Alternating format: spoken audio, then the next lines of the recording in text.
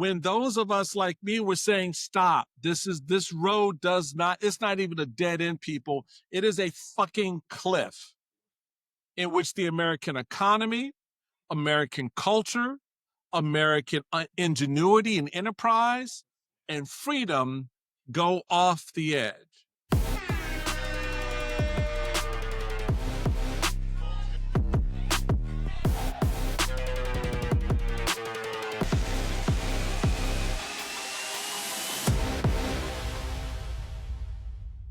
Welcome to Independent Americans. Welcome to episode 492. I am your host, Paul Rieckhoff. It is Tuesday, April 14th, and I'm coming to you from New York City, USA, and the weather is hot, very hot. It is 82 and sunny, going up to 85, and tomorrow, 86 in April, which is nice, but not normal, not at all, but hot. And today's show is hot, today's guest is hot, and today's artist of the day is hot. It is one of the hottest of all time, the Wu-Tang Clan, Wu-Tang, because they just made the Rock and Roll Hall of Fame. Absolutely well-deserved. If for some reason you're young or old or living on Mars and you don't know who Wu-Tang Clan is, Wu-Tang Clan, one of the greatest artists of all time, greatest hip-hop artists of all time, Cash rules everything around me, Cream, might be appropriate specifically for this time and era and this Trump administration. Of course, Method Man, Protect Your Neck, Wu-Tang Clan, Ain't Nothing to Fuck With, and a lot of other great hits. When I worked at IAVA, I used to interview a lot of people to join our team. And as my colleagues there remember, I had a question that I asked of everybody in the interview process. It was called the Wu-Tang question. I would ask every single potential colleague, who is your favorite member of the Wu-Tang Clan and why? And folks might answer, they might dodge it. And it was an important thing. It was an honesty question. Because I would say to them, do you like the Wu-Tang Clan? And they would say, yeah. And I would say, who's your favorite member? And some folks would be like, which told me that they were lying. And then there was another question about whether or not they felt they could be candid. For the folks who did know the Wu-Tang Clan, I'd say, who's your favorite member?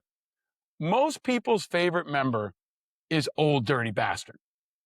But they're in an interview for a job and they have to think to themselves, and you see the brains regulating and saying, should I say Old Dirty Bastard in an interview or should I say ODB? But it was an insight into who that person was, if they could be candid, if they could be honest, and if they had a good appreciation for great music. My favorite member of the Wu-Tang Clan is and always will be Method Man, M-E-T-H-O-D Man, who I invite to come on the show at any time. Who is your favorite member of the Wu-Tang Clan? Write a review, post in our comments, hit us up on social, let me know. I'd love to know who your favorite member of the Wu-Tang Clan is. I would love all the living members of the Wu-Tang Clan to be on the show. Old Dirty Bastard, rest in peace. But more later in the show on Wu-Tang and the other new Hall of Fame inductees, there are some good ones this year. And I'm going to bring it to you like the Wu-Tang Clan always did and does, and bring you the 5 eyes that I bring you in every single episode. Independence, integrity, information, inspiration, and impact. And our guest today is going to bring that and then some. He is a guest Hall of Famer for this show. It's the great Michael Steele. He's the co-anchor now of MS Now's The Weeknights at 7 p.m. Eastern. He's the former Lieutenant Governor of Maryland, the former chairman of the Republican National Committee. He used to lead the entire Republican Party and was the first African-American leader to hold that office. He was also a fencer in college. And we're going to talk about fencing in college and in sports and in politics and much more. But first, there are some urgent issues and stories that you need to know about. You need to use your best fencing skills to slice through them. Some hot ones on this hot Saturday to help you stay vigilant. All right, speaking of hot, the weather here in New York is hot. But this show has been pretty hot. So I want to thank all of you who are listening, who are watching, for helping make that happen, for continuing to stoke the fire around our independent media, political, and social movement. We are now number 15 on the Apple Podcast news charts. That's, I think, the highest we've ever been. That's a really big deal. And we just passed Ben Shapiro. We're at number 15. That means we've got Candace, Megyn Kelly, Tucker Carlson on the right, Midas, Tim Miller, and Bulwark on the left. For those folks, we're coming for you. They're still ahead of me. and I'm coming for them. And there's the raging moderates, Scott Calloway and Jessica Tarloff. We are gaining on you, and we are coming because we are hitting a unique and powerful mark. People want independence. They also want news, culture, sports, and especially right now, national security. And that is coming in hot. So let's get after it and hit on our top topic.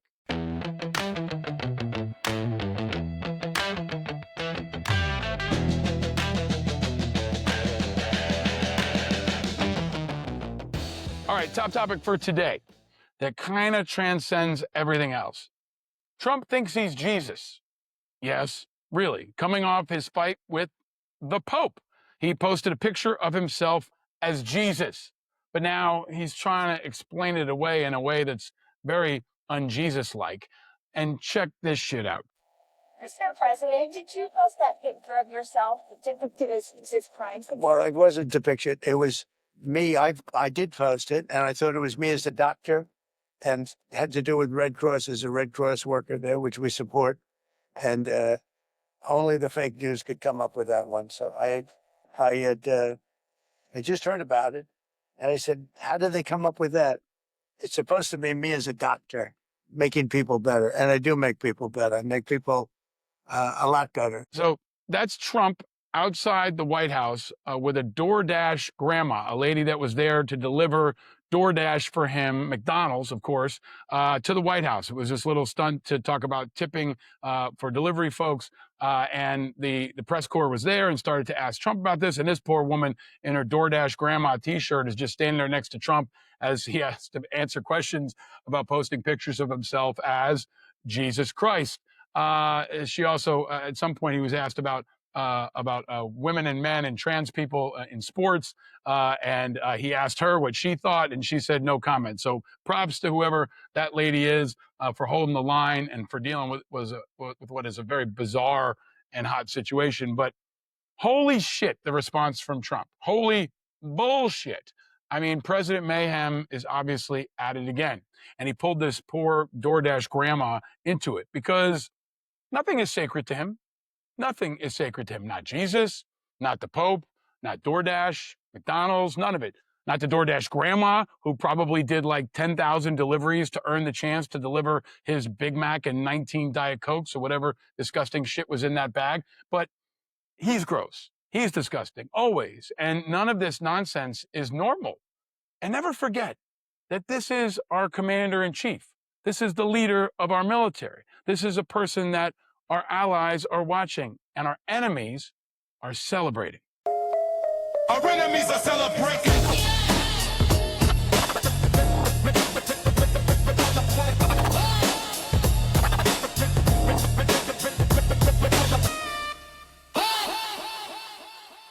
All right, our enemies are celebrating because he's posting pictures about Jesus and not focused on our national security. But let's focus on our national security. Let's talk about the other part of our top topic until further notice, which is Iran. Yes, the Iran drama continues to unfold. Trump's got himself in quite a mess here.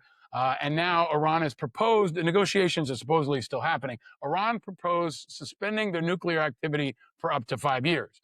The Trump administration rejected the offer, insisting on 20 years, according to two senior Iranian officials and one U.S. official, which makes me ask, why are they okay with 20 years? I thought they wanted to eliminate it entirely. So if they've stopped bombing and they're negotiating, why negotiate for something less than you would have gotten from the bombing? I think getting rid of the nuke capacity is a good thing. It's an admirable goal, but the outcomes continue to be all over the place. Now, Trump is hinting at the fact that U.S.-Iran talks could resume over the next 2 days because Trump wants a new season of this drama for the world to be captivated by. He's been teasing more talks. He says something could happen over the next 2 weeks, next 2 days in Pakistan, where the talks had fallen apart. Now, both sides are really stuck on the proposed suspension in uranium enrichment. They can't settle on a time frame. The U.S. also wants to dismantle Iran's major nuke enrichment facilities and the immediate reopening of the Strait of Hormuz. Meanwhile, the Iranians, if you haven't seen them, are posting some pretty diabolically effective videos of Trump talking about Epstein Island. They kind of sound like Eminem videos, but they're really hitting him in a place where it hurts. Also, in related news, Israel and Lebanon talked for about 2 hours and then stopped. First in decades, which is significant and something worth focusing on. But Israel refused to commit to a ceasefire in southern Lebanon. So there we are. All right, let's talk about the blockade, which, as I covered yesterday in the show, is an act of war, according to most international law and international observations. Unfortunately, our Congress has still refused to have a vote on a war in Iran, which is what I think they should do if they're being responsible. They should come back in session, do an emergency session. But here's something you need to know. Dan Lamothe over at the Washington Post highlighted that CENTCOM today announced that more than 10,000 sailors, Marines, and airmen, along with a dozen warships and dozens of aircraft, are executing the mission to blockade ships entering and departing Iranian ports. In the first 24 hours, no ships made it through the blockade. 6 merchant vessels complied, and the blockade is being enforced. It's being enforced by 10,000 of America's sons and daughters who are in harm's way now to execute this blockade. It's a reminder, an important reminder, that the blockade is not just ships and guns. It's people. It's husbands and wives. It's dads and moms. It's sons and daughters. Don't lose sight of the humanity of war. And this blockade, make no mistake, is an extension of that war. These men and women are in harm's way. Don't ever lose sight of the human beings involved. Ever. Now, there's something else you can't lose sight of. That is below the radar. All right, below the radar. In the midst of the Jesus stuff and the McDonald's delivery and the DoorDash lady and the scandals coming out of Congress that we'll get to in a second, also with Michael Steele, Trump is urging the GOP to extend a surveillance law, citing the war in Iran. The military, Trump has posted on Truth Social saying, our military desperately needs FISA 702. And one of the reasons we have such tremendous success on the battlefield, both in Venezuela and Iran. So the president has said he's putting aside his concerns about risks to him as a citizen. The fact is, whether you like FISA or not, it is extremely important to our military, he's saying. I've spoken to many generals about this, and they consider it vital. No one, even tacitly, said they can do without it, especially right now with our brilliant military operation in Iran. Now, U.S. national security officials have been scrambling to prepare for potential blind spots in intelligence collection if the law lapses on April 20th. But civil libertarian groups and civil liberties groups on the left and right argue that the surveillance authority risks infringing on Americans' privacy. Here's another unique issue where Trump has united people who could never be united. But you will get folks on the left and on the right, and especially in the middle, moderates and independents, who will say, hell no to more surveillance from the government. Is everybody good with Trump and Palantir and Hegseth and ICE spying on you, listening in on your conversations, having surveillance of you, your family, your business, your neighborhood? Oh, hell no. Oh, hell no. Trump just found a new way, especially to upset his base, conservatives and civil liberty focused folks. He doesn't want to come after you, after your guns. I guess he's taken off of that, but he does want to spy on you. He wants to spy on all of us. I think we should all say hell no and all stay vigilant. All right. I need water for this day because it's hot. Meanwhile, related to this wanting to spy on Americans, ICE continues to run rampant across America. We haven't seen ICE dominating the conversation. Mark Wayne Mullen has been a little below the radar, but make no mistake, that will come back around because they're still doing bad shit. And you shouldn't believe the government. You should believe your eyes. If you're not angry, you're not paying attention. There's more coming up with Michael Steele. Trump is, of course, still threatening to take over the Western Hemisphere from Greenland to Cuba. Don't take your eyes off Cuba because that's still on his vision board. And in other parts of the world, Venezuela and parts unknown in particular, they hit another one. Now, you probably didn't see this unless you're a national security junkie like me, but U.S. Southern Command posts on X mostly announcements and videos every time they do an operation, they conduct an operation. And on April 13th, again, at the direction of Southcom Commander General Francis J. L. Donovan, Joint Task Force Southern Spear conducted a lethal kinetic strike on a vessel operated by what they called designated terrorist organizations. Intelligence confirmed the vessel was transiting along known narco-trafficking routes. 2 male narco-terrorists were killed. No U.S. forces were harmed. Hashtag Op Southern Spear. No sharing with the public of information about who those alleged narco-terrorists were. No authorization from Congress. I haven't even seen a statement from anyone in Congress, but they're back at it. They're hitting boats again. They never really stopped. And whatever happened to that full video of the September 2nd boat strike? Whatever happened to the allegations of war crime? The most important story in the world is still that Donald Trump can do anything he wants with the most powerful military the world has ever seen, and nothing is stopping him, as his forever war rolls on.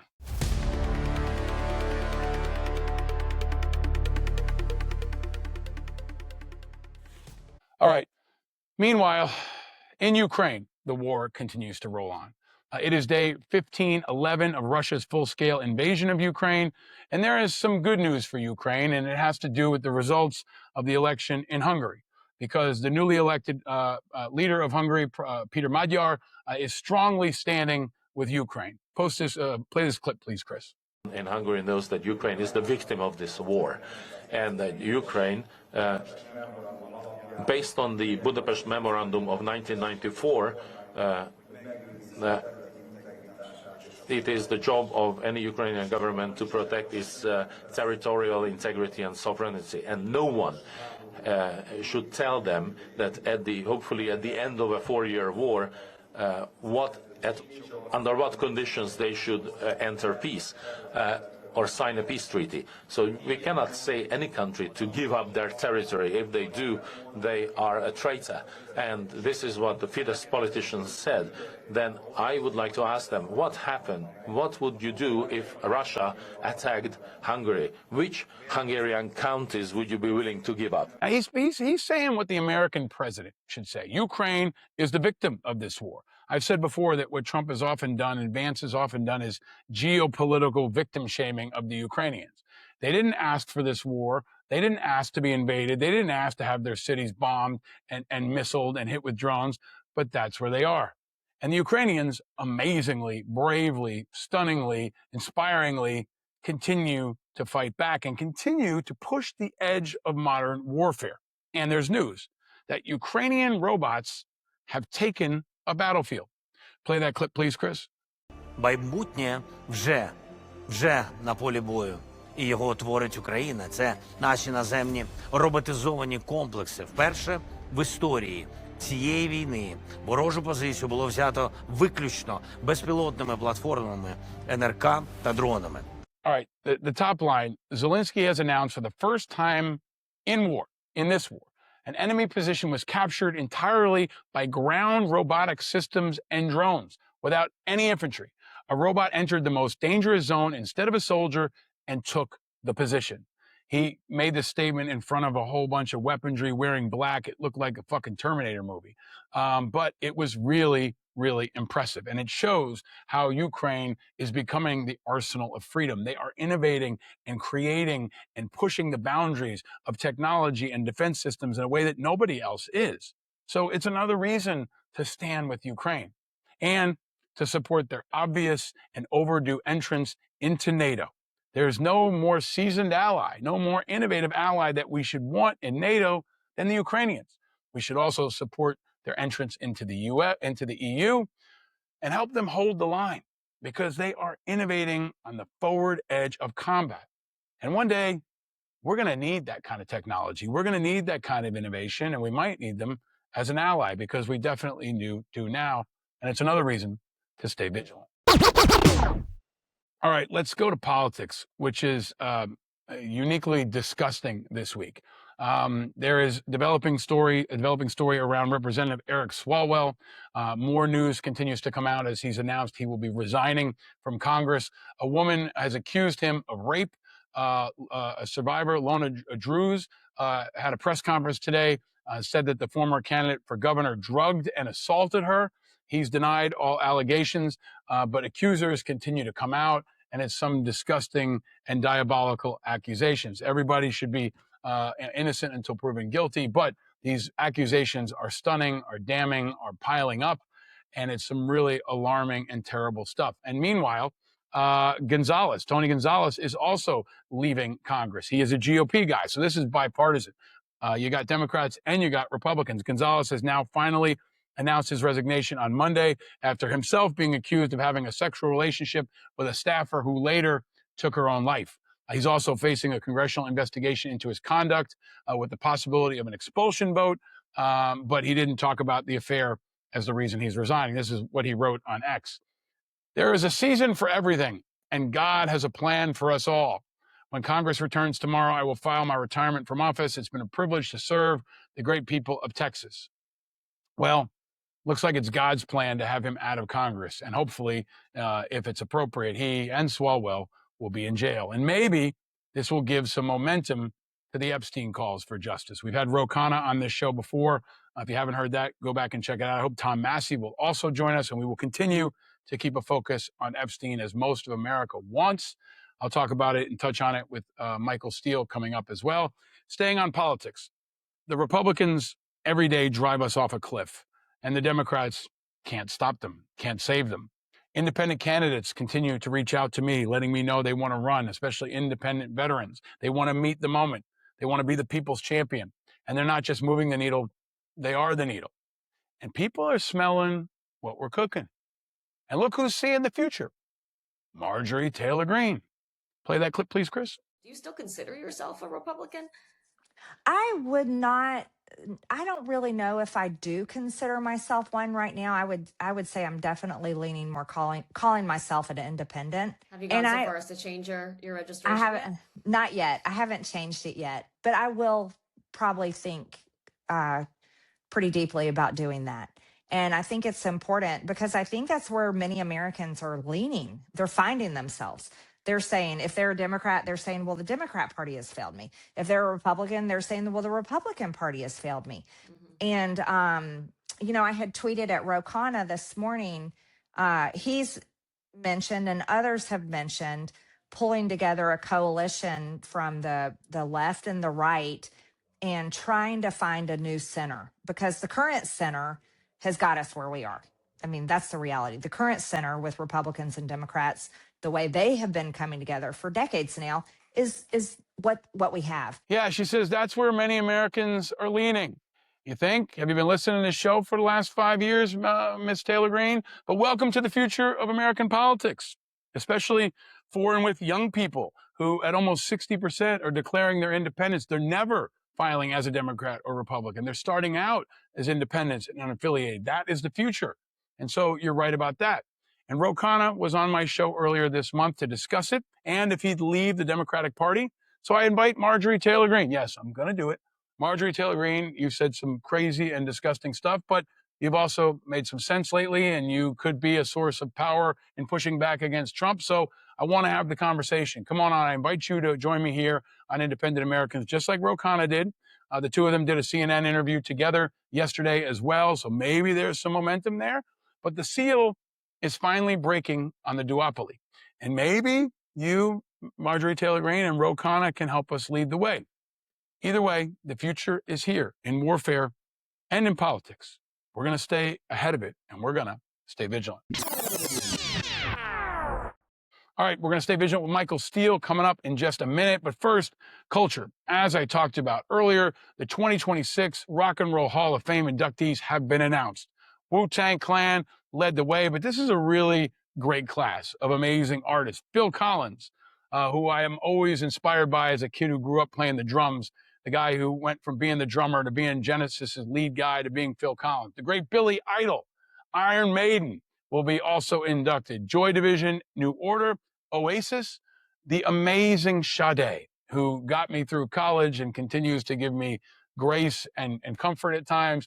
The beautiful and amazing Luther Vandross, and of course, the Wu-Tang Clan. So we will continue to feature these artists in the days to come. And I hope that they will use that opportunity for their induction to talk about what's happening, because we need more artists to speak out. We are looking to people in culture and entertainment, especially, to help break the seal. As the lead singer from The Strokes did yesterday at Coachella, talking about the draft. We need to engage, especially young people right now, in what's happening, and musicians of all different generations can help us do it. All right, so can sports. And in sports, there's a lot of good stuff happening. It's a good break from everything. Last night was the WNBA draft, not the military draft, a different kind of draft, the WNBA draft. And the Dallas Wings selected UConn star Azzi Fudd as the #1 pick.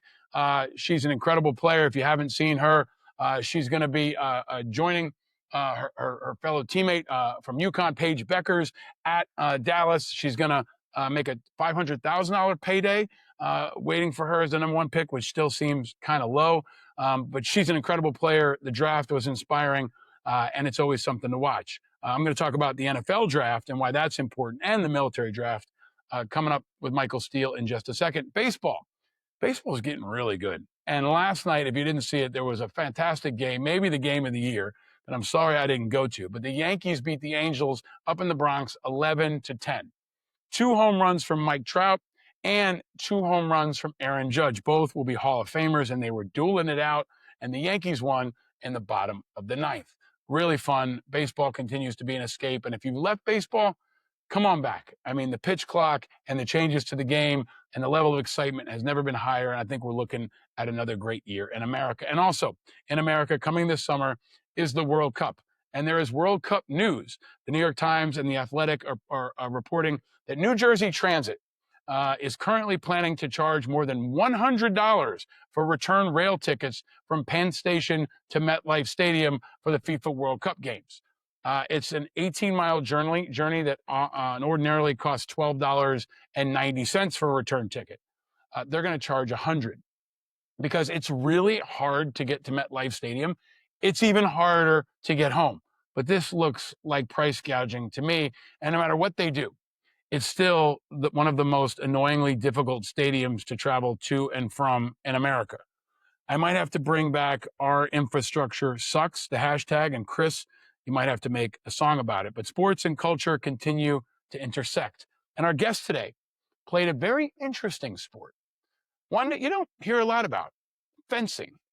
And we're going to need some fencing skills at this time in our nation's history, especially to help us parry, which is a defensive action where a fencer blocks his opponent's blade, to guard, part action in which a fencer blocks his opponent's blade, or lunge, the most common attacking technique in which the fencer launches themselves at their opponent by pushing off the back leg, which generally remains stationary. But fencing is an amazing sport. It's an underappreciated sport, and we need some fencers right now to defend our democracy.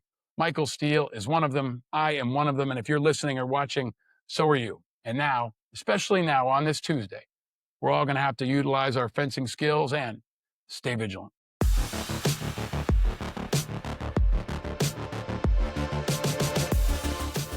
Independent Americans around the country and around the world, it is a crazy time, and we need friends, allies, mentors, leaders who can help us navigate it. And we have a returning champion to help us do that. This is his 4th time, I believe, on the show. Might be the 5th. Yes. Yeah. He is the co-anchor of MS Now's The Weekend. He is on weekdays at 7 p.m. He might be the only Republican with a show on MS. He's co-hosted MS Now's The Weekend. He's been a political analysis. He was elected Lieutenant Governor of Maryland in 2003. He was chairman of the Republican Party. He was the first African-American to hold either office. He's been on Meet the Press, Face the Nation, Real Time with Bill Maher, which I want to talk about, and The Daily Show. He's the author of 2 books.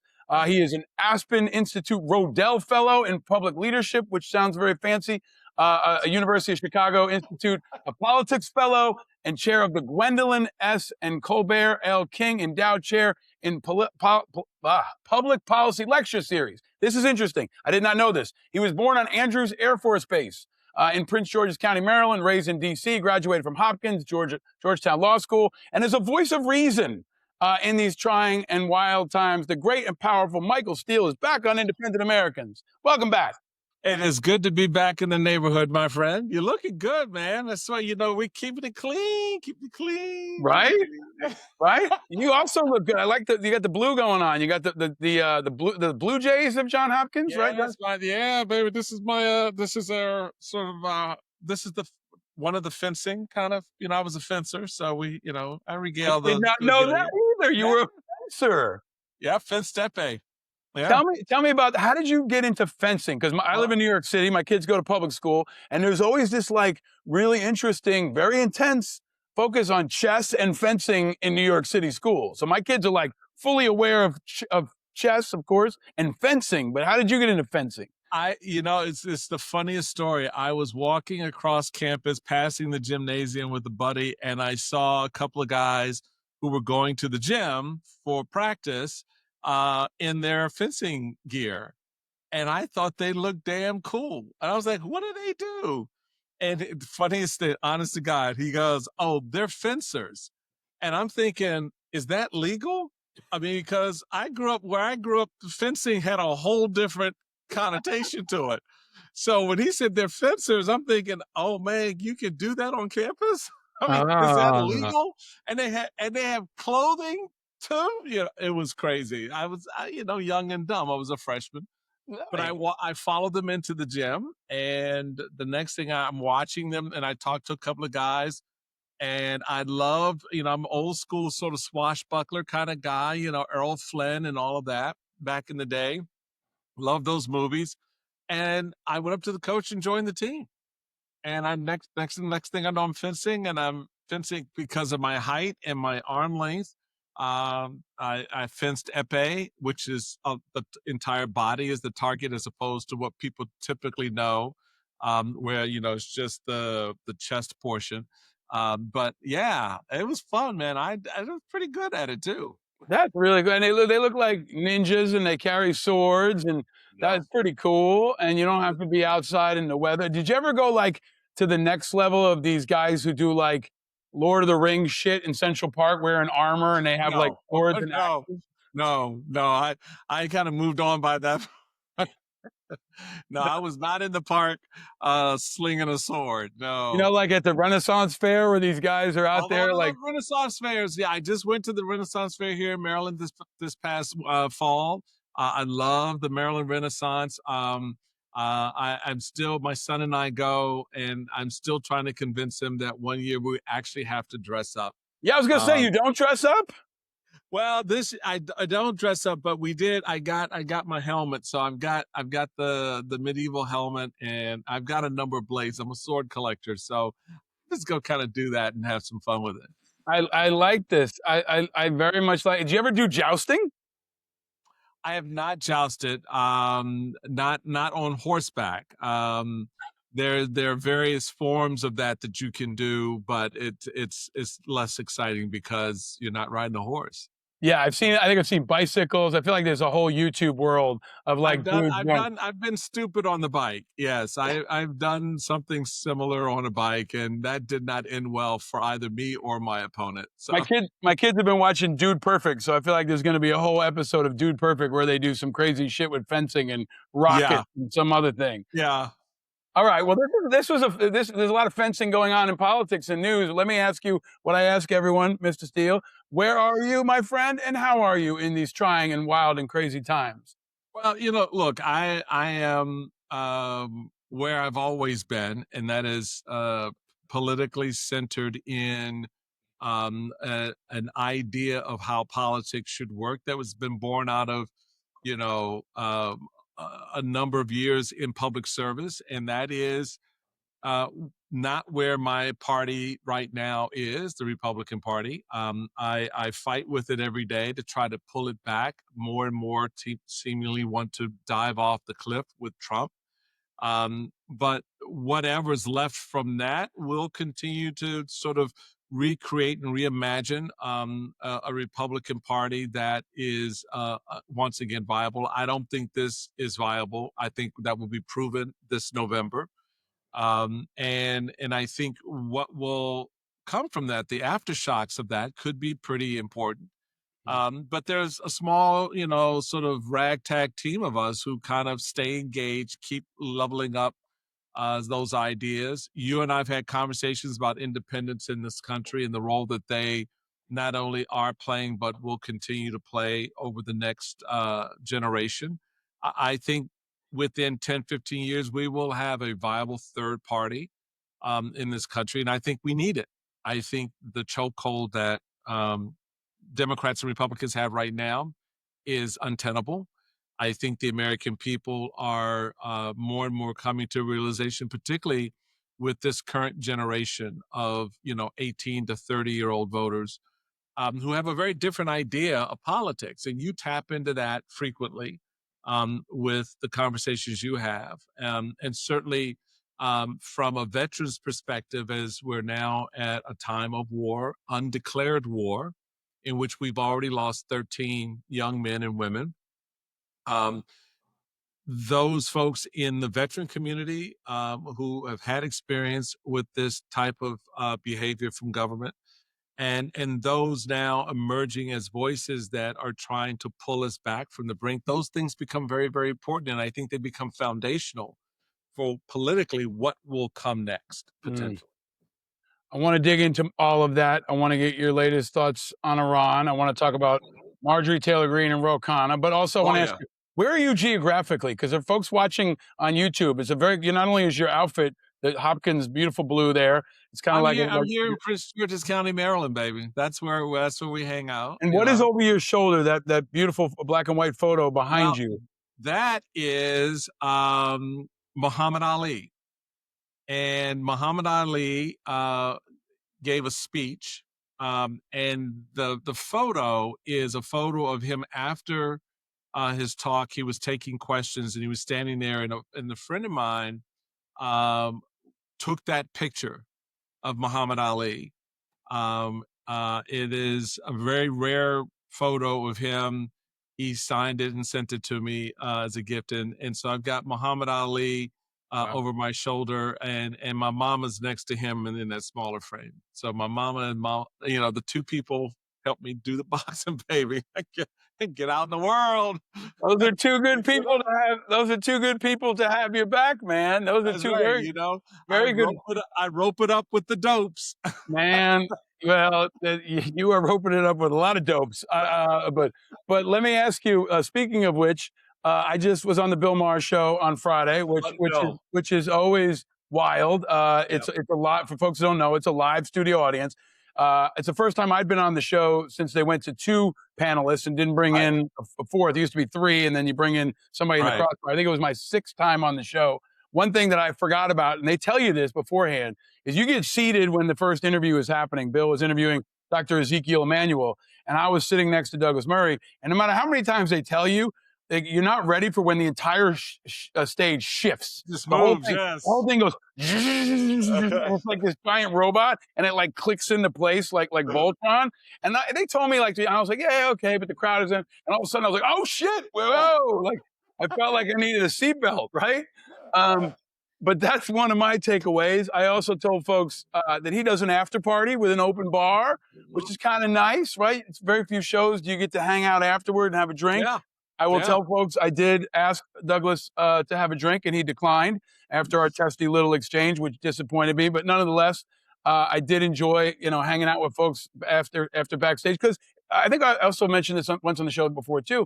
Meet the Press used to do this, and you probably did it back in the day, where I think it was back when Russert was hosting, and I think when Gregory was hosting, they would have breakfast afterward. Yeah, they do. Yeah. Remember that? Where they would stop. And for folks who don't know, last time I was on, I think it was with John McCain and Wes Moore and maybe John Krakauer. And after the show was over, they come out with like a waiter and china, and you have like a proper breakfast at the table. And it was really nice as a way to kind of like break bread after all the problems, right? That evolved over time they would have a lot of that sort of set up in the green room pre-show. You could go and have a nice china plate of breakfast because typically what they found is after the show, a lot of the guests had to leave to go do something else, so they would get you since you were there so early in the morning. Yeah, shows do that, and it's good. Bill Maher, I've done my first appearance on Bill Barr was 1996. I was a county chairman. And there was a period there where I would, for about 10 years, I would do Bill Maher twice a year. I would do it in this time, April, and then again in the fall. And COVID changed that. So prior to 10 to 15 years over that period, I would do Maher show about twice a year. I love everybody on the show. Bill and I are good buds. We had some really fun exchanges and conversations over that time. And the show is, I mean, the show has changed. Bill has changed. He's come under a lot of noise about how he talks about and frames this particular American moment, this political moment. And I tell people fundamentally that if you follow the thread with guys like Bill, the thread is largely the same. He has been consistent. He's a libertarian at the end of the day. And there are times when they can sound pretty progressive or liberal, and there are times they can sound pretty conservative. And that's because at the core of it is this idea of your liberties, what you are free to do. So when you listen to him talk, you have to do so. You have to level up your intellectual game. He makes it funny. He makes it a joke for sure. But the comedy is a way of framing a very serious issue to open your mind a little bit more. Because when you laugh at something, you're less inclined to get angry. Mm-hmm. Right? Yeah. And this goes to the exchange that you had on the show, right? Where it gets a little bit, and I've been at the table when that has happened with other guests. It has rarely happened with me, because I will always try to, I'm not trying to make it personal. You ask me a question, I'm going to give you the answer. But if you come up my face with some bullshit, well, guess what? We're going to smack it down. And so it's always been this kind of honest exchange. And what I've liked about it is that Bill has always sought the opportunity to bring voices like mine, Republicans and others to the table, particularly in those early years where it just was not accepted to have conservative voices on TV because, it was easy to trash them and make fun of them. But then when, the opportunity to give them a lane to come on and respond, that was not offered. They offered it. So whether it was politically incorrect or real time, whatever that arc was, the motion was the same. And you experienced that on the show. And yeah, afterwards you have a good party. You get to hang with the people that you may have just done some battle with, offer, each other a drink, and sometimes they accept, sometimes they don't. Yeah.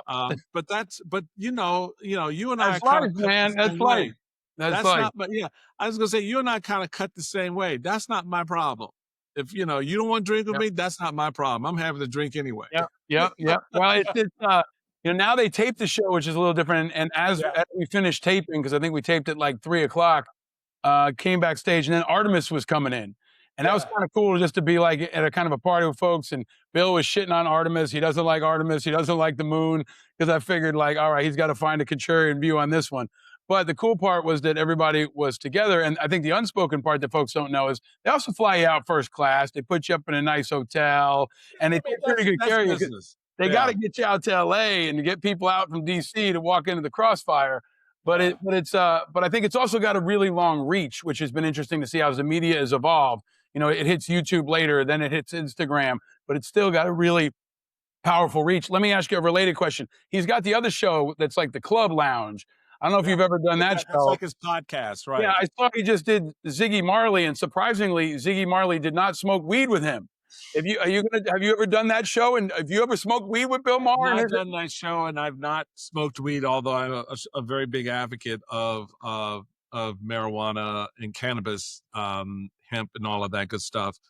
But yeah, I just high on who I am. I don't need other stimulants. Well, I will tell you, I got enough juice going on right now. So he was surprised that Ziggy Marley said no.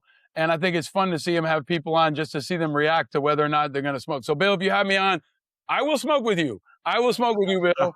I know he and I have had the conversation, and he's tried on a number of occasions to convince me otherwise. And we've had some fun, of course, because folks know Mike Tyson's my former brother-in-law, so there's all of these kind of Oh, they know angles. now. If they didn't know that before, they know that. Yeah. I did not know that. That's Oh yeah. Mike was wow. married to my sister, so it's just it's a lot of fun, and we have a good laugh, and this is what I'm talking about.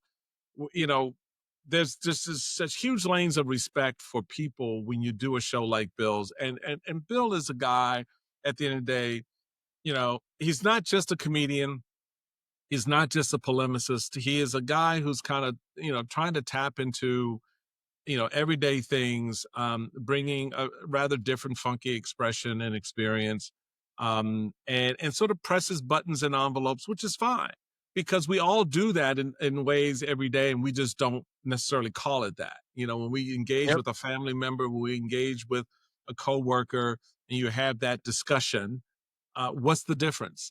The difference is, there's a red light with cameras and an audience, but it's the same conversation you just had 2 weeks ago with your grandmother, who you wanted, who's bitch slapping you over supporting Donald Trump, and you were going after her over, something It's kind of crazy. like, I was thinking about it. It's kind of like, somebody's like, what are those shows like? I said, with a guy like Bill's like Paul Skeens. You don't know what you're going to get. You might get the fastball, you might get the curveball, you might get the sweeper. You don't know if he's coming to you first or he's going to somebody else. And I'm like, you got to be ready. You got to be prepared. You got to be practiced. You got to be, you got to be passionate. You got to be ready to hit any kind of pitch because you don't know what's coming at you. And I think that's true, on your show as well. But let me build on that if I can and go to what I think is our top topic, because Bill is going to he's going to get the Mark Twain Prize in Washington, D.C. That's going to be kind of an interesting moment. But let's talk about this moment for Trump, where everybody's wondering, like, when does he jump the shark, right? For folks who are too young to remember, that was like a Happy Days reference, when after Fonzie jumped the shark, the show went downhill, right? Everybody's wondered, when was it going to be? Was it going to be when he shit on John McCain, or when he shit on the Gold Star father Khan? What was going to be the breaking point? January 6th. I feel like there's been a confluence of events with ICE, the tariffs, the Iran war, all very unpopular. And now he's posted a picture of himself as Jesus and is fighting with the Pope. Can you talk about if this is a breaking point in kind of where his popularity, or people who are willing to let shit go? I hear from a lot of people who are Republicans, who are conservatives, who are MAGA supporters, that that's it, I'm done. I've had enough. It's enough. We always wondered if that moment would come for people, but I feel like it's coming now in the last month for a lot of people, especially on the right, Megyn Kelly or Sean Ryan and others, that we didn't know if they would ever break ranks. But now they're saying, enough, I'm out. Do you hear that from other Republicans too? Yeah, you hear it. You hear it a lot. I'm sorry. I guess I'm a little less forgiving. We've been put through 10 years of utter bullshit and hell. We've watched our government deconstructed and now barely functional. I've been trying, just as an aside, I've been trying to deal with matters related to my dad's passing last month, and reaching out to, because he was a veteran, and he was a federal government employee at one point early in his career. He was still tied into the system. And so I've been trying to go and deal with some matters related to that. And when I call the numbers that the government tells me to call, you know what the message is? I'm sorry, we're no longer taking calls at this number. I'm sorry, there's no one available to help you. So when I see this and I hear this, and that's just a small, weeny, teeny slice of issues that people who were on government assistant programs, people who were trying to conduct general business related to their health care and their welfare, et cetera, and they can't. And how this all came about. We know Doge was brought in not to streamline and make government more efficient and to deal with waste, fraud, and abuse. It was to steal our data. It was to take your information and my information so it can be later monetized and used to create wealth for someone other than us. Used against the American people in a way that, now they're talking about, executive order to require you to give us states the election data for the people who voted, so we can decide who gets to vote and who doesn't get to vote. So when all of this shit is happening, and I'm hearing the Megyn Kellys and others out there wah wah wah about Donald Trump, kiss my ass. I'm not buying it, because you're part of the creation of this.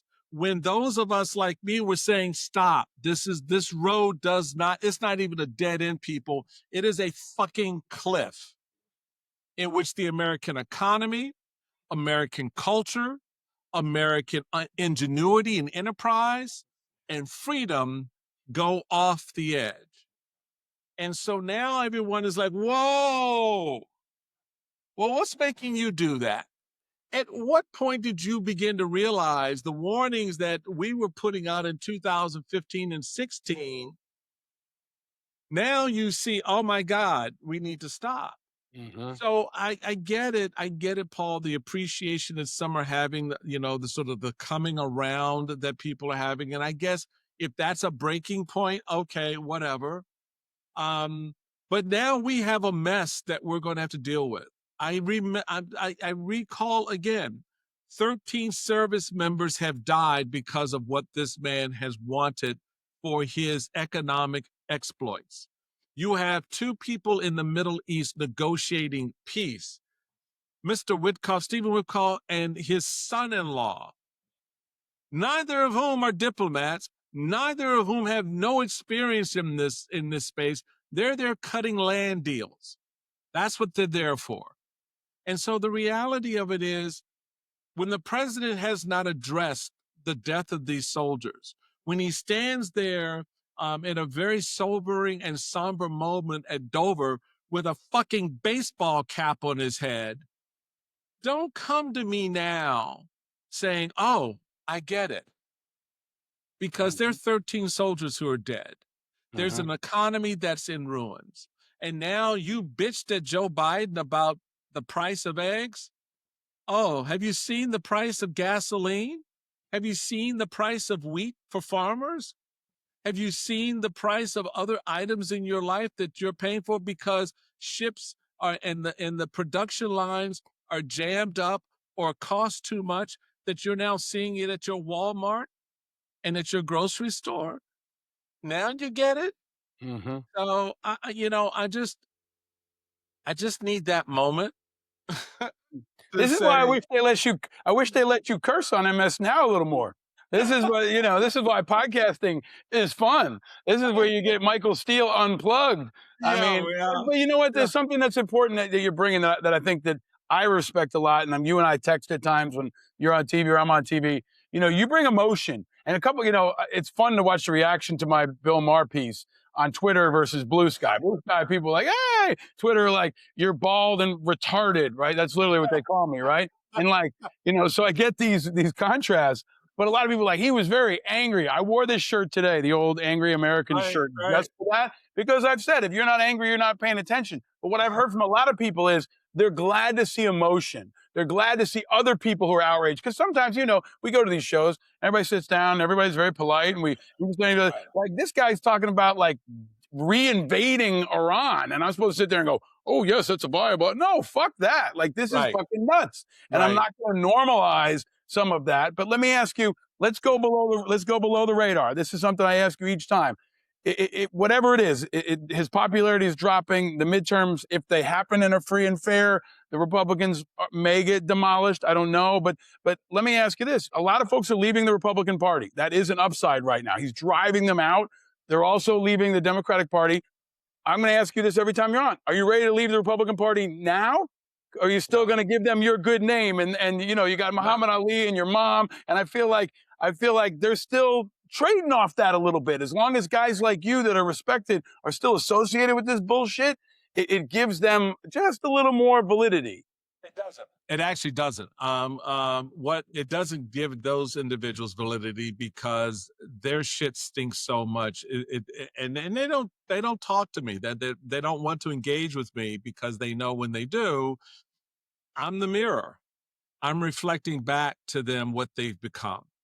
And I'm trying to to everyone else reflect what we should be, not what we were, because I'm not looking to recreate the past.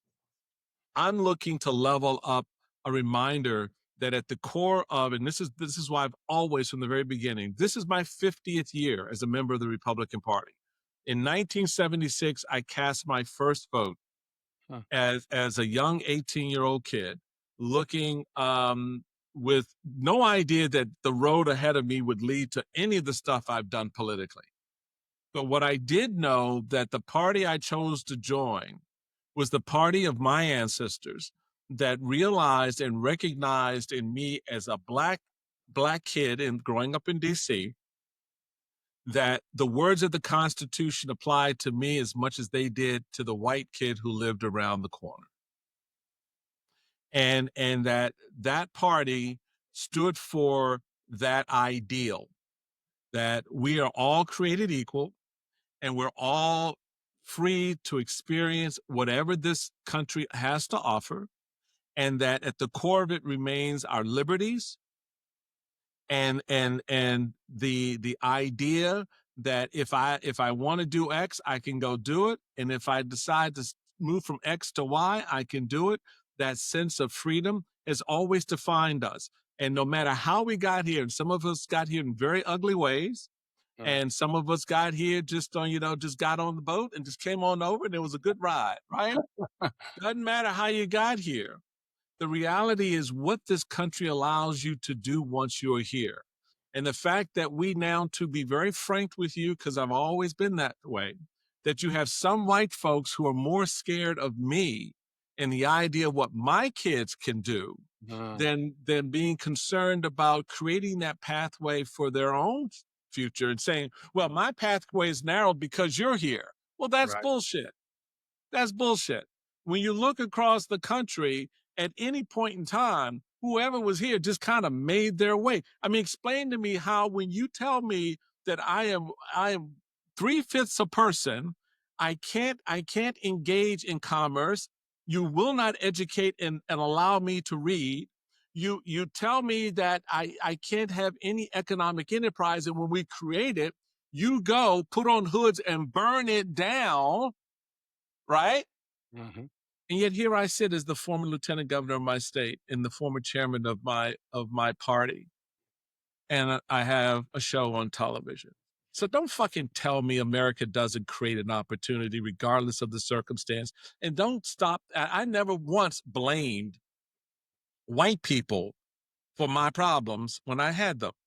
My mama taught me something very different. Despite the fact that she couldn't take me to parks in DC, she couldn't shop where she wanted to, and she had to confront for white-only signs wherever she went with her son, with her young son, she still instilled in me this idea that I could be something and do something in this country, despite what the obstacles were for her. So don't give me this lame-ass excuse that, oh, well, the opportunity for my kids are less today. Well, guess what? Try not being able to educate them to shop where you want to shop, have Jim Crow laws follow you wherever you go, have white people or any people lynch you if you dare look at them. Live in that environment.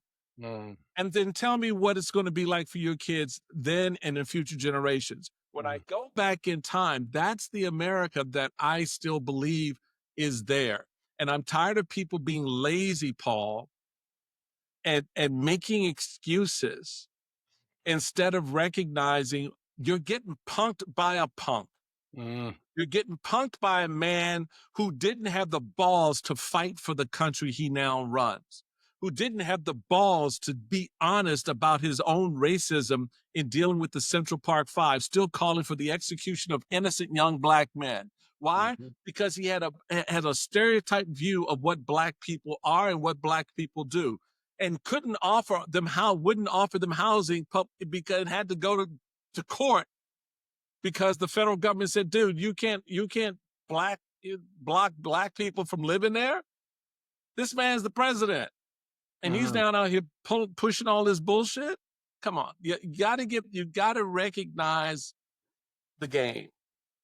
And you gotta be honest about it. and you got to figure out how to make your way through it, because otherwise it ends for you. And that's what Donald Trump is. He's the end of the game. So Pete Hegseth is not inviting you to prayer breakfast at the Pentagon, huh? No. No, I think that what you're putting down is really important, as always, and the way you're challenging them is important. I do hope that, you know, the future includes people fighting from the inside and fighting from the outside. But I do want to build on that, the fact that you're still there in the Republican Party, fighting the good fight. And I hope that there's this vision one day where you or a guy like you is again the chairman of this party that, you know, had John McCain and Ronald Reagan and George Bush. But right now, it's just like this rotting cesspool of misery and dishonor, right? But in the meantime, some folks are jumping ship, and there is this moment now. You know, you and I have talked about the opportunity for independence. I think it's still there. We've got it, especially in states where Democrats can't win. Independents can do very well, but I think it's the future, and we keep waiting to see if someone's going to break the seal. Right. And I asked Ro Khanna on my show a couple of weeks ago, I said, will you leave the Democratic Party and maybe run as an independent? He didn't rule it out. Fast forward yesterday, he's on CNN with Marjorie Taylor Greene talking about a potential third option, third party, independent ticket. I feel like we're at this moment where somebody's going to break. Right. And I've always hoped it was someone like Don Bacon and Jared Golden, but it might end up being Marjorie Taylor Greene and Ro Khanna, who I think is a bit more respected and different. But point is, I feel like there's an opportunity here, right? Also for someone who might not get the nomination, who might be a fringe candidate, who might be opportunistic, and they say, you know what, we're going to be the first ones, and I'm going to put my foot or put my stake down in this and see if there's an oil well there. And I told Ro Khanna this. I said, I think there is. I think there are a lot of people who want that. Whether or not he's the guy, I don't know. But I feel like we're close to a couple of people leaving. Do you see that? And what's your reaction to the Ro Khanna, Marjorie Taylor Greene alliance? Because maybe Tom Massey said no to him. I don't know. I challenged him. I said, can you and Massey build something together? Because you're on Epstein, you're on Iran, you're on all these issues. Maybe Massey said no and Marjorie Taylor Greene said yes. Yeah, I think that's just opportunistic pairing. I just think it is happenstance as well. I don't think that there's any real political movement that comes out of that interview that you saw and referred to. I do think that, I know there are people who are leaving the party because they have reached that breaking point where the party has left them. And that's very important to understand. People don't leave political institutions because of what it takes to join them. In other words, it is not just, I want to be a part of a club. It is an ideological orientation. It is a philosophical grounding. It is, looking at the history and the polemics and all these other things that sort of make up the idea of being a Democrat, the idea of being Republican, and understanding the transformation. When you look at Thomas Jefferson, he led the Republican Democrats, and they eventually became the Democrats. You look at, Abraham Lincoln, he was a member of the Whigs, and that became Republicans. And so there's this transformation that you're alluding to that is a real thing, that when those people philosophically and otherwise feel that they have been set aside by the established order that they're a part of, or that order is not moving in direction that they see the country going. And that was the Whigs. The Whigs were like, wait a minute, there is this real discussion the country needs to have about slavery. And you're not just going to get there by saying, oh, you can't do it here and we won't expand it there, but we're going to keep it because it fundamentally still challenges the words in the Constitution. We the people, right? And all men are created equal and all. No, right? So when you have that kind of confrontation of spirit, it does move people. But what happens is that movement is a result of how the established order has moved away from those principles. Yeah. And we see that a lot. So yeah, I think you're right. I think that will be part of the formation of coalitions that at some point may converge. into a broader movement or a broader effort to create a third or even a fourth party. There's two things could happen at the same time. You go back and you look at the 2007, 8, 9 cycle, the emergence of Occupy Wall Street and the Tea Party, two movements that philosophically were reflecting back their disagreement with the war and the economy and Wall Street, et cetera, two sides of the same coin. Those things can happen, and it could be a new coin being minted that, on one side is a Marjorie Taylor Greene and a Rogan and others, and on the other side is a Khanna and a Garcia and some others on the Democratic side that create this new thing. Yeah, I mean, And there's I think someone like you can be very important. I'm not just blowing smoke here. I think you can be very important because you've always occupied this lane. You've always seen the vision of this lane and where it potentially could go. And as more people, because folks need to realize, Paul didn't just show up today. Paul has been advocating in this space, both on behalf of vets and now more broadly the American people for a long time. So this is not, again, look at that evolution I'm talking about. Think about where you were when you started that conversation with 4 people looking at you like you lost your mind. And now having the reach you have, having the conversations that you're having with the people you're having, that's the expansion of the effort. That's the growth of the moment as more and more people see themselves getting on that lane and following you and creating conversations on their own.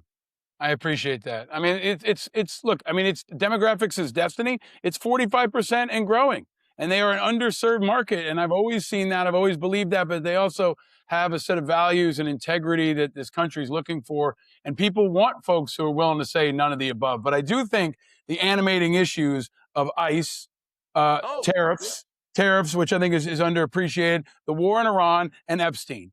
If those 4 things come together and you got people who say, you know what, everything else is secondary. We want accountability on forever wars, Epstein, we want no more tariffs and no more ICE. Like, that's a pretty good fucking platform to reach a lot of people in this country. And if it's Marjorie Taylor Greene or it's Khanna, or even more so if it's somebody who's never worn a jersey that's red and blue, I think the moment is really, really there. Let me ask you this though, because I got to go real quick on that. I think folks, if you want to get an example of what you're talking about, look at Mayor Mondani in New York.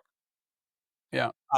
Republicans tried to plaster him as this crazy socialist communist now, and people leaving New York in droves. Well, people were leaving New York long before he showed up for a whole host of reasons that go from taxes to turf, right? So he's a good example of what you're talking about, particularly with respect to people we don't know today. We're naming people who are easily identifiable and people already have formed opinions about. This space will be occupied and shaped by someone we don't even know. I love that. That is so true. And I believe that. I mean, that's where I'm so excited about the independent veterans that are coming up, and someone like Seth Bodner, who's been on my show. Nobody probably knew about him a couple of weeks ago outside of Montana. But if this guy can get elected, if this guy can get momentum, he can prove the concept. But I also was going to ask you, and then we'll get to something good, and then I know you got to go do your show. But I thought Hungary was really important because Mike Jar is not a leftist. He's center right. Right. And I think in this country, everybody assumes the Democrats are going to save you. And what I keep saying is the alternate to Trump is not necessarily Mamdani. It might be something more in the middle or even center right that is on the landscape. I don't think it's Andy Bashir. It will be more center right than center left. Yes. I think that's right. And I think that the narrative in this country underappreciates that because they can't think of too many people anymore that are alive that are center right, except for maybe you and Kinzinger and a couple others like Chuck Hagel, who's not really, where there is a really important space for that right now. But I do think it's important for folks to look at Hungary, that the most important thing he did was run against Orban and run against authoritarianism and the economic situations and rejoining Europe. No, he had his list of 3 things that, as you just identified before. they weren't, the war and so forth, and the way you listed them, but they were unique and specific to the governance of Hungary by the current leadership.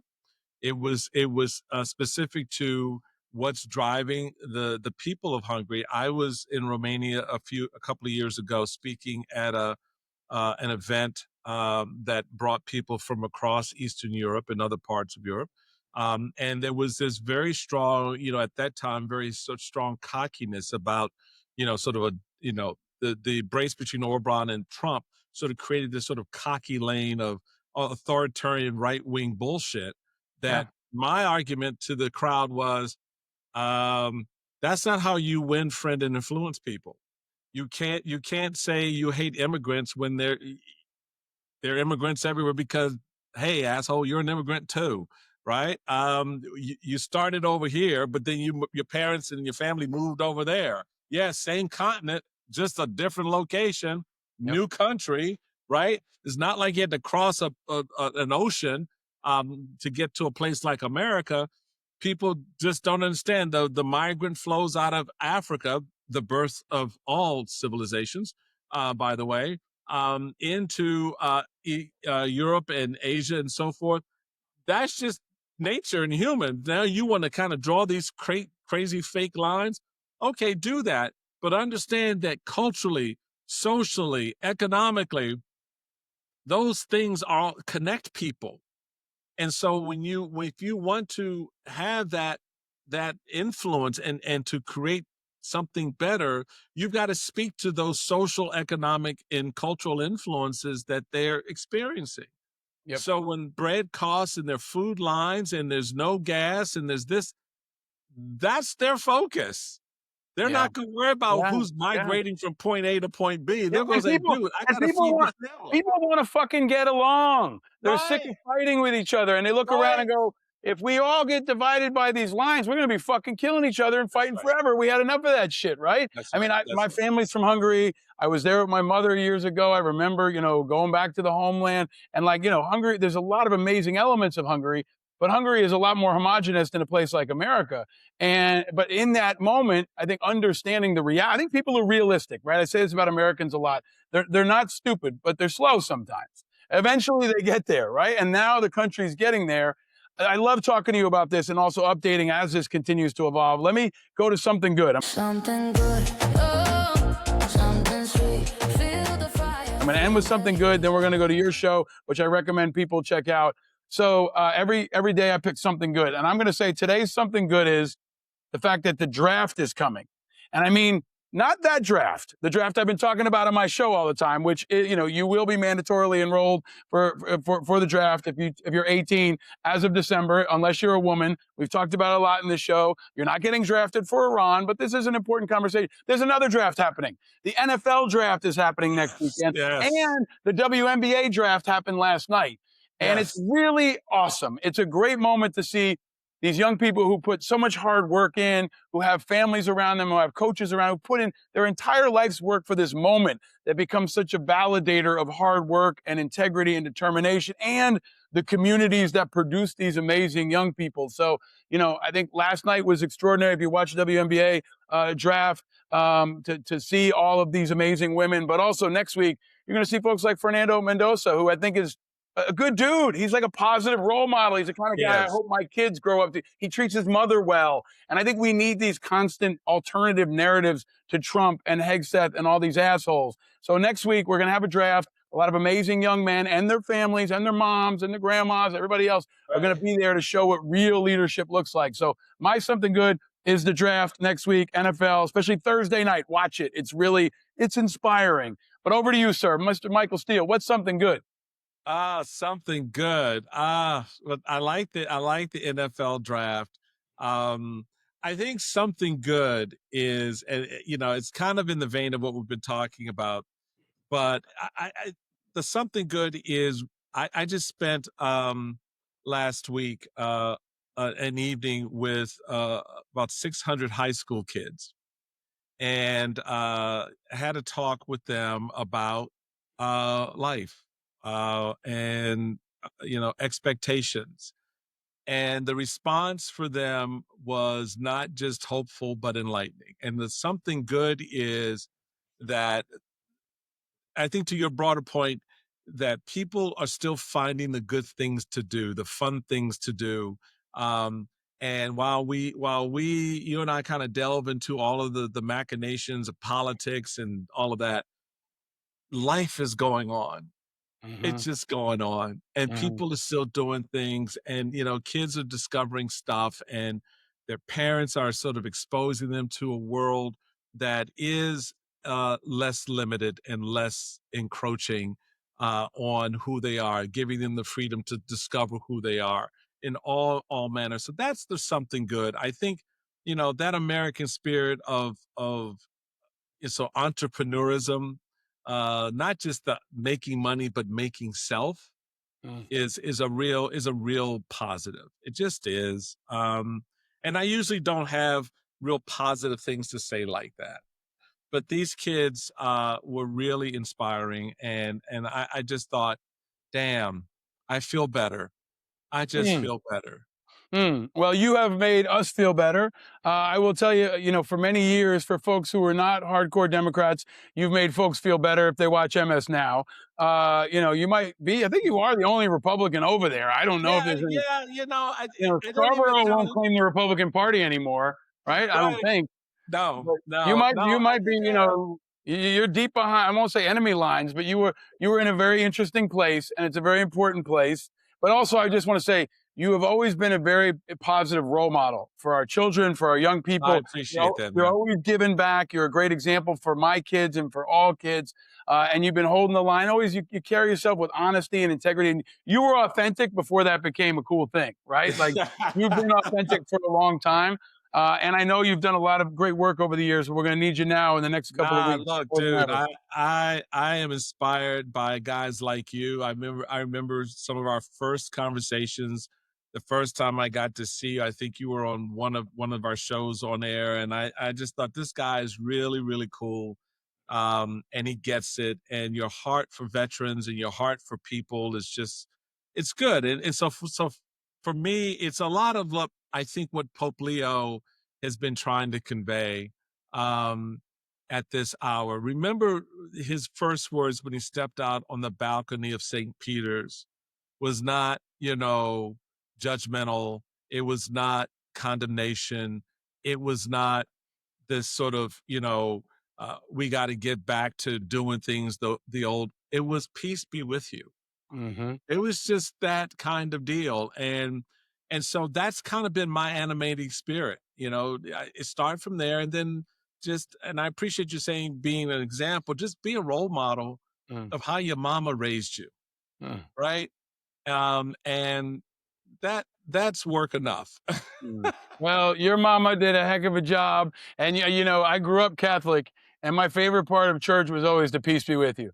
That's my favorite part of church. I hated going to church. My dad dragged me out of bed, and especially when I was, coming off like a football game the night before or something. But I always Right. loved that part where you do the handshake, you do the hug, you do the peace be with you. That's the best part of a Catholic church because the music isn't always great. No, And there's dude, a that lot of ain't working standing up and music. sitting down and all that. But Look, Pope I'm Leo like, was also bring back the Gregorian chant. I'm all about well, that. That's when they easy. do it in Latin, turned the other way, right? Right. I mean, that's what my grandmother used to tell me about. But That's look, how man, I was an altar boy. We oh, had all right. A Trinity lot of Mass that way. conversations to be continued. Watch Michael Steele on MS Now. Follow You him got it, man. on all social medias. Thank you for all you do, my Thank friend. you.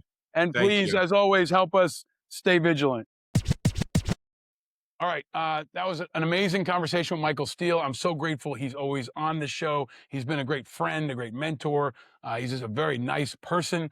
And we didn't get to talk about John Wick this time, but if you want to go back and hear our previous conversations, we talk about John Wick and some other stuff that's a little unexpected. You can also watch him, as I said, every weekday on MS Now. I'm occasionally over there in the building in Times Square, but Michael Steele is a voice that we need. My thanks to him.